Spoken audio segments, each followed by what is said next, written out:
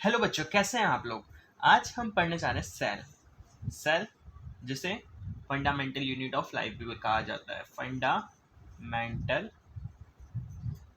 Mental unit of life. ठीक है। अब सेल होता क्या है, जैसे कि एक बिल्डिंग में एक ब्रिक होती है ना, वैसे ही एक ऑर्गेनिज्म और बॉडी के अंदर सेल होते हैं। जब भी तो एक लाइक फेमस है कि cell is a building block of organism. जैसे कि एक बिल्डिंग बनाने के लिए आपको ब्रिक की ज़रूरत होती है, जैसे एक बॉडी बनाने के लिए सेल की ज़रूरत होती है। सो सेल कैसा दिखता है, तो सेल का एक बेसिकली डायग्राम बनाया है, तो सेल कुछ इस तरह का दिखेगा। ठीक है, यहाँ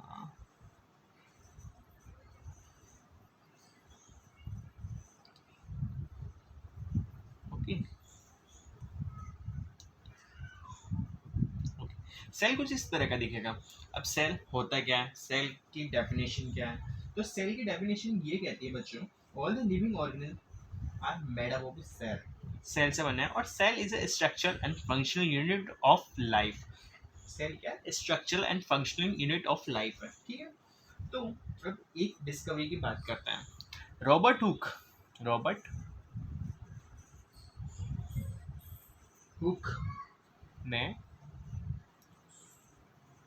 1665 कब 1665 को माइक्रोस्कोप का डिस्कवर करा।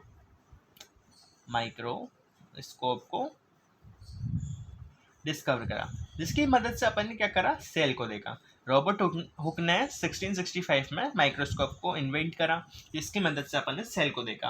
और सेल को देखा ही नहीं बल्कि सेल को समझा, सेल के ऑर्गेनेल्स समझे, सेल क्या है और सेल किस तरह से काम करती है, सबको हमने धीरे धीरे जाना। तो एक सेल थ्योरी बहुत फेमस है, शिल्डिन एंड शोवान की सेल थ्योरी। अब इस सेल थ्योरी में मेनली 3 पॉइंट्स आपको कवर करने हैं। सबसे पहला पॉइंट तो यही कह रहा है कि all living things are made up of cell. सारी की सारी लिविंग ऑर्गेनिज्म और लिविंग थिंग्स कैसे बनी है, सेल से बनी है। सेकेंडली उन्होंने कहा cell is a structural and functional unit of life. Cell क्या है, structural and functional unit of life. Okay, और तीसरी बात उन्होंने की all cells rise from pre existing cell. ये बात किसने की, रुडोल्फ विचरो ने ये बात कही कि all cells rise from pre existing cell.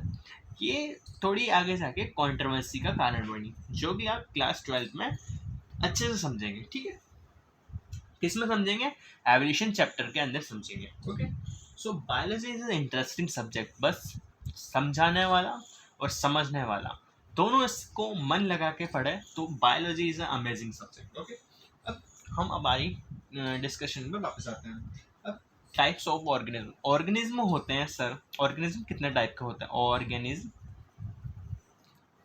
कितने टाइप के होते हैं, देखो बेसिकली ऑर्गेनिज्म 2 टाइप के होते हैं, यूनिसेल्युलर ऑर्गेनिज्म और multi cellular organism. Multi cellular.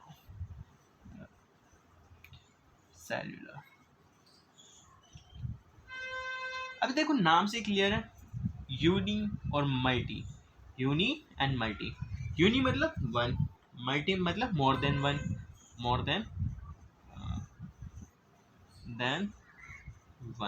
Okay, unicellular single cell होगी। ओके, इसके एग्जांपल क्या है, अमीबा, पैरामीशियम और बैक्टीरिया। इसके बारे में आपने नहीं पढ़ा, नहीं जानते, डोंट वरी, आगे जाके आप सबके बारे में सब कुछ स्टडी कर लेंगे। ओके, और मैनी सेल किसके अंदर होगी, प्लांट्स के अंदर, ह्यूमंस के अंदर और एनिमल्स। वैसे ह्यूमंस भी एक एनिमल ही है, बट हम इसको अलग से ले रहे हैं। ठीक है, cell structure.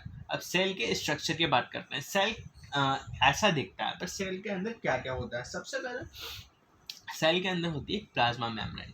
Plasma membrane, membrane जिसे हम सेल मेम्ब्रेन भी कहा जाता है। प्लाज्मा मेम्ब्रेन या सेल मेम्ब्रेन। ठीक है, प्लाज्मा मेम्ब्रेन, सेल मेम्ब्रेन एक ही बात है। ठीक है, और कुछ प्लांट्स में, आई रिपीट, कुछ नहीं बल्कि सभी प्लांट्स में, ओके, कुछ नहीं, सभी प्लांट्स में। ओके, क्या होती है सेल वॉल, या एक आउटर मोस्ट पे एक स्ट्रक्चर और होती है जिसे हम सेल वॉल कहते हैं, cell wall only in plants.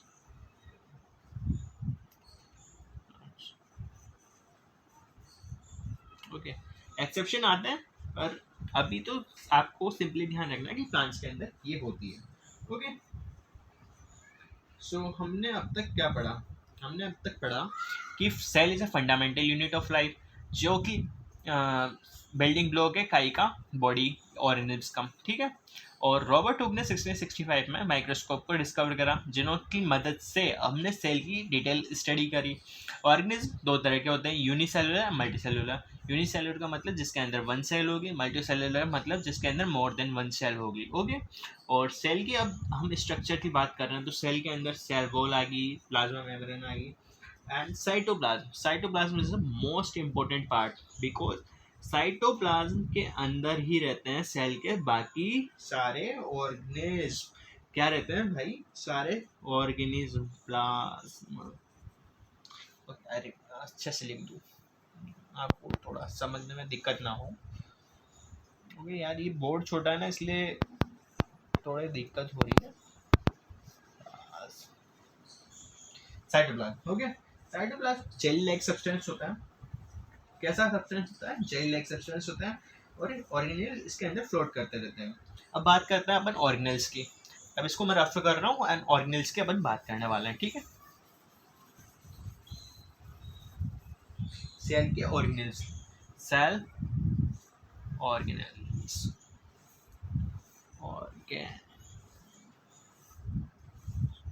Okay, cell के ऑर्गेनेल्स की बात करते हैं। सबसे पहले बात तो करते हैं न्यूक्लियस की। मैं यहाँ एक डायग्राम पेस्ट कर दूंगा, उसकी मदद से आप आराम से समझ पाएंगे, ठीक है। न्यूक्लियस ये क्या, वैसे रफली एक डायग्राम हम खुद बना लेते हैं, ठीक है, इससे आप थोड़ा अच्छे से समझ पाएंगे। ओके,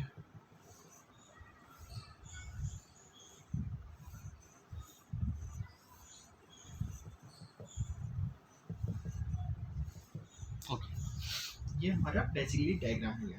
न्यूक्लियस, ये जो चीज़ है ना, इसको न्यूक्लियस कहा जाता है। न्यूक्लियस, न्यूक्लियस होता क्या है? ये सेल का ब्रेन है, यहाँ से ही सारी चीज़ें कंट्रोल होती है, control all the activities of cell. और सबसे इम्पोर्टेंट बात पता है क्या है? इसमें आपकी हेरिडिटरी मटेरियल रखे रहते हैं, जैसे कि डीएनए और आरएनए। अब इसके बारे में आप डिटेल एनालिसिस करेंगे कहाँ? क्लास 12 के अंदर। किसमें? बायोटेक्नोलॉजी एंड मॉलिक्यूलर इनहेरिटेंस के अंदर। इसके बारे में आप सब कुछ जान जाएंगे उस चैप्टर वहाँ, ठीक है। सेकेंडली होता है माइटोकॉन्ड्रिया। माइटोकॉन्ड्रिया इस तरह का दिखता है, and power house of cell होता है ये, जो क्या करता है? एनर्जी प्रोड्यूस करने का काम करता है। तीसरा है एंडोप्लाज्मिक रेटिकुलम। एंडोप्लाज्मिक रेटिकुलम दो तरह के होते हैं, आपको डायग्राम में सही से दिख रहा होगा, मैं अभी पेस्ट नहीं करा इसलिए मुझे नहीं पता है ना, पर यहाँ किस साइड होता है एंडोप्लाज्मिक रेटिकुलम। ओके, ये दो तरह का होता है, smooth endoplasmic reticulum, rough endoplasmic reticulum. अब इनमें डिफरेंस कुछ भी नहीं है। डिफरेंस है, स्मूथ वाले में राइबोसोम्स अटैच नहीं रहेंगे, रफ वाले में राइबोसोम्स अटैच रहेंगे। ओके, सो रफ एंडोप्लाज्मिक रेटिकुलम क्या करता है? प्रोटीन का सिंथेसिस करता है, एंड स्मूथ वाला एंडोप्लाज्मिक रेटिकुलम लिपिड और फैट का सिंथेसिस करता है। ओके, इसके बाद जो एक स्ट्रक्चर आता है ना वहाँ, यहाँ पे उसे कहते हैं गोल्गी अपैरेटस। गोल्गी अपैरेटस क्या करता है? Packaging and transport of protein. Protein की पैकेजिंग करता है और उसको ट्रांसपोर्ट कर देता है। किस चीज़ में ट्रांसपोर्ट करता है?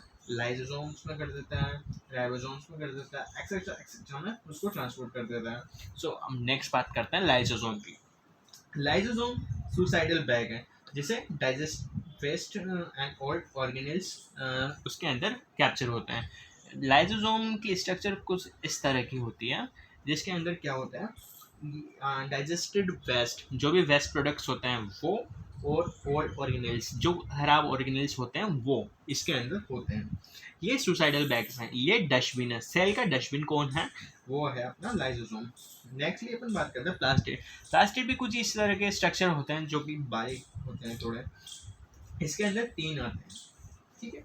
और ये आपको प्लांट्स के अंदर देखने को मिलेंगे। ओके, सबसे पहले chloroplast, chromoplast and leucoplast. Chloroplast mainly green colour का होता है और जो क्या करता है आपको फोटोसिंथेसिस में लीफ को ग्रीन दिखाने में काम करता है। ओके, लीफ अगर ग्रीन है तो ग्रीन क्यों है, वो क्लोरोप्लास्ट की वजह से है।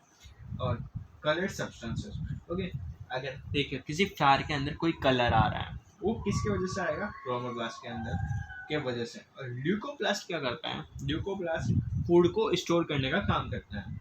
ओके, नेक्स्टली एक स्ट्रक्चर और है इसके अंदर, सेल के अंदर, वो कुछ इरेगुलर शेप का होता है, वो है वैक्यूल्स। वैक्यूल्स के अंदर क्या होता है, वैक्यूल्स स्टोर करता है किसको, वाटर को, फूड को, वेस्ट को, ठीक है। तीनों चीज को स्टोर करके रखता है वैक्यूल हमारा। Large in plants and small in animal.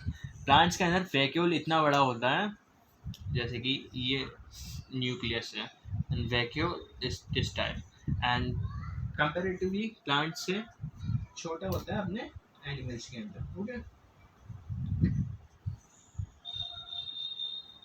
और difference between plant cell and animal cells. Animal cell and plant cell में डिफरेंस क्या है। सबसे पहले तो देखो हमने अभी तक डिस्कस करा जिसमें प्लांट सेल के अंदर क्या क्या होगा, सेल के अंदर क्या क्या होगा। प्लांट सेल के अंदर एक होगा cell wall, extra cell wall है इसके अंदर, बिल्कुल है। एक इसके अंदर क्लोरोप्लास्ट देखने को मिला हमको, क्लोरोप्लास्ट है, chloroplast. And last but not the least, large vacuole देखने को मिला था। क्या देखने को मिला था, लार्ज वैक्यूल, बिल्कुल लार्ज वैक्यूल हमें देखने को मिला था किसके अंदर, प्लांट सेल के अंदर। Nextly animal cell, animal cell, animals, animal, we are animals, animal cell, animal cell. Animal cell के अंदर अपने सेल वॉल देखने को नहीं मिली थी, नहीं देखने को मिली थी हमें। क्लोरोप्लास्ट भी देखने को नहीं मिला था, नहीं देखने को मिला था। एंड स्मॉल वैक्यूल मिला था, स्मॉल स्मॉल वैक्यूल मिला था, क्या स्मॉल वैक्यूल मिला था। बाकी एडवांस सेल की बात करें तो हमारी एनिमल सेल ज़्यादा एडवांस है, क्योंकि इसके अंदर बाकी इतने ऑर्गेनल्स हैं जो कि प्लांट सेल के अंदर प्रेजेंट नहीं है। ओके, वो हम आगे डिस्कस करेंगे। सो इन शॉर्ट हम समरी लें इस चैप्टर की, तो इस चैप्टर की समरी इस तरह से है कि सेल कुछ नहीं है, लाइफ और बिल्डिंग ब्लॉक है। इनसाइड इट्स ऑर्गेनल है जो कि वर्क कर रहे हैं टाइनी ऑर्गन्स की तरह। जैसे अपने बॉडी में वेरियस ऑर्गन्स काम कर रहे हैं, उसी तरह सेल के अंदर वेरियस ऑर्गेनलीज काम कर रहे हैं, ठीक है, जो कि हमें जिंदा रखने में काम आ रहे हैं। सो बच्चों, ये थी आज सेल की फर्स्ट क्लास। अगर आपको वीडियो अच्छा लगा तो वीडियो को लाइक करें, शेयर करें एंड सब्सक्राइब तो करें ही सही चैनल को। आपकी एक सब्सक्राइब बढ़ने से मुझे जो खुशी मिलेगी तो मैं क्या ही एक्सप्रेस करूँ उसको, बट प्लीज़ वीडियो को लाइक करें, शेयर करें एंड अपने दोस्तों के साथ ज़रूर शेयर करें। Thanks for watching, thanks for watching.